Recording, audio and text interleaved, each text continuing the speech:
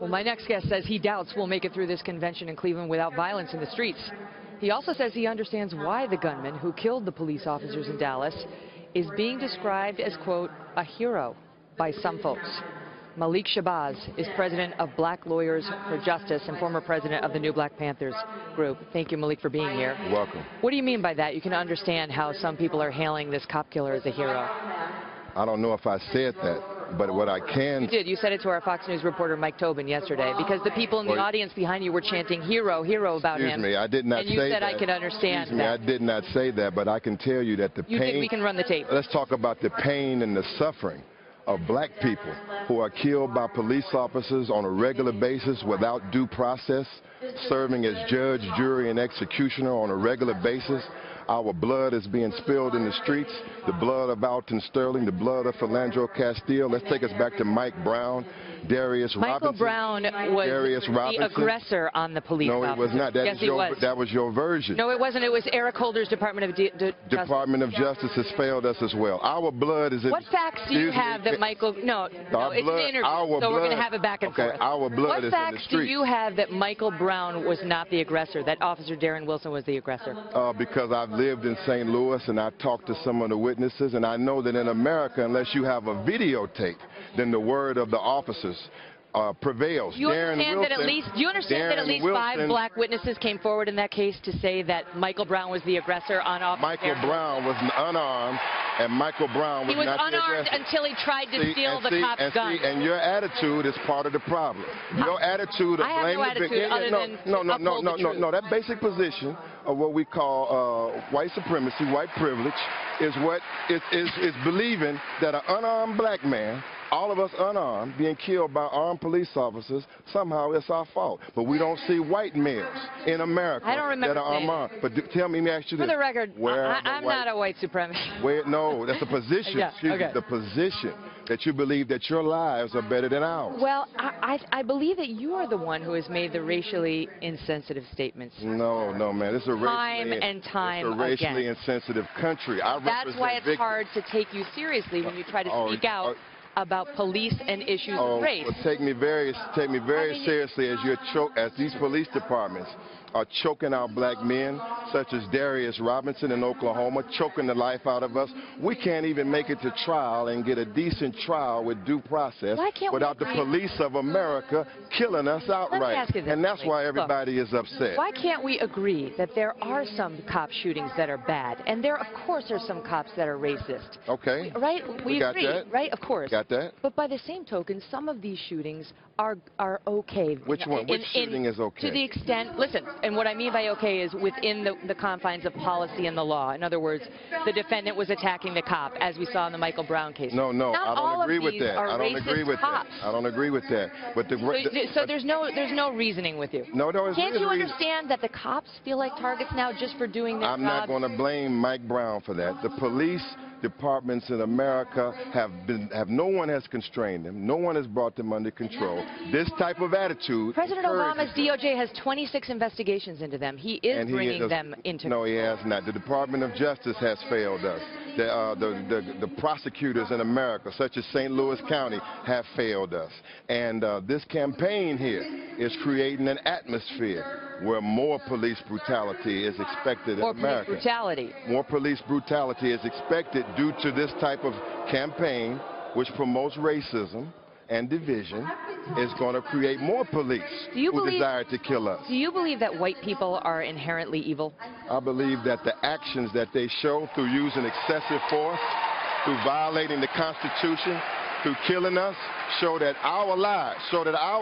Do you use the term cracker? No, excuse me. To refer to white people? You want to disrupt, you want to deviate. I want the audience to know what you stand for. I want to tell you what I stand for. Do you use the term cracker to refer to white people? You're going to let me talk, because we can have will you answer? Interview it. Go ahead and answer. Okay, but your first question was, do I believe you are inherently evil? I believe that your policies and your actions are evil, and they result in us being killed when in same circumstance, I got that. white males what about cracker? Do you refer to white people as cracker? Do I refer to white people as cracker? Yeah.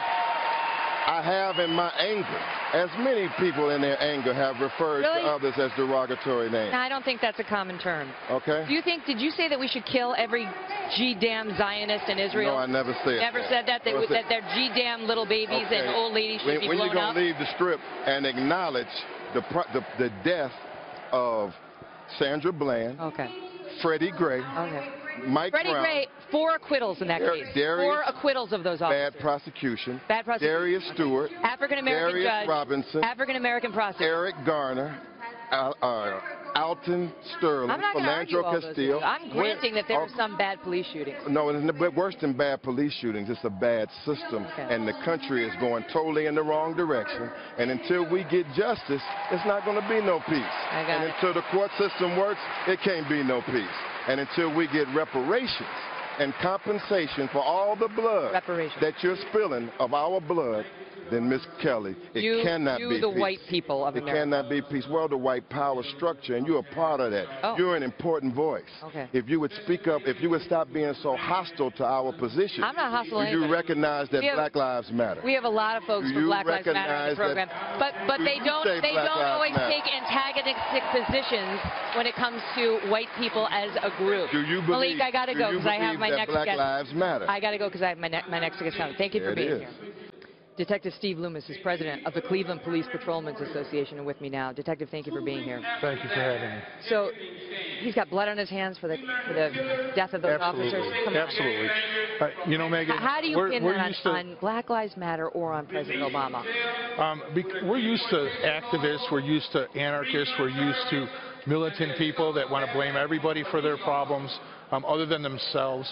We're used to that kind of rhetoric. What happens when the President of the United States, when athletes, when actors, when they use their fame to approve of the false narrative that's out there from Black Lives Matter and from the new Black Panther. The president defends cops in every remark, in every speech he makes, and then he says, but we also must acknowledge. I mean, Malik Shabazz obviously is a race baiter who has spent a life condemning Jews, condemning whites, and what have you. But that doesn't mean that all of these cop shootings are good shootings, if you will, good in the terms of policy and within policy. Sure. And if they're not, the officers are prosecuted and they're convicted. We are a land of laws. And in the vast majority of the cases, the cops are acquitted, and many people believe that system is rigged in their favor, that you can't get a conviction of a cop.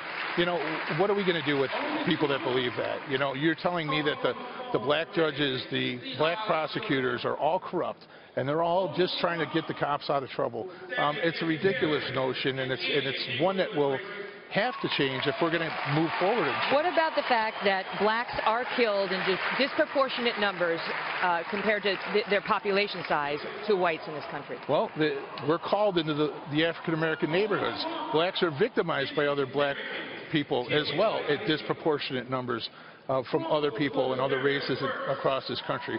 We're called into these neighbors, Megan,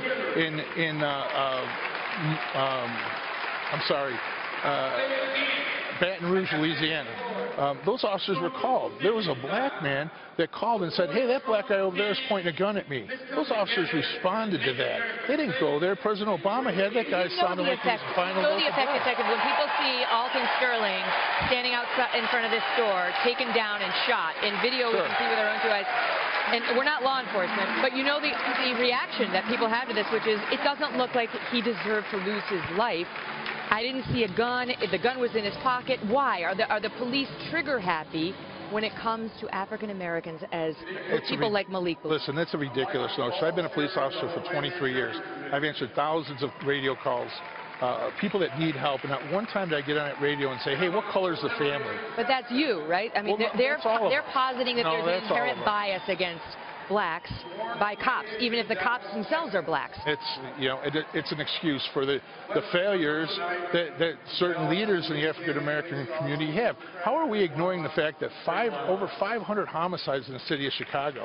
In the city of Cleveland, we had 132 homicides last year, and if you take the black suspects that killed black people out of that equation, and I'm talking about a 2-year-old baby, I'm talking about a 6-year-old baby, a 72-year-old grandmother sitting on the front porch, you take them out of that equation, the city of Cleveland would have had 29 homicides last year. I'm not calling anybody names. I'm saying there's a problem here. We need to look at it. We need to address it as a thoughtful community and not spread the venom. And when the President of the United States and athletes and everybody else buy into the false narrative of Black Lives Matter and the new Black Panther movement, Al Sharpton, when was the last time that guy got anything right? You know, he does. Dangerous is what you're saying. He's absolutely dangerous, and now police officers are getting killed because of that rhetoric. Detective, thank you for being here. Thank you so much for having me. Appreciate it.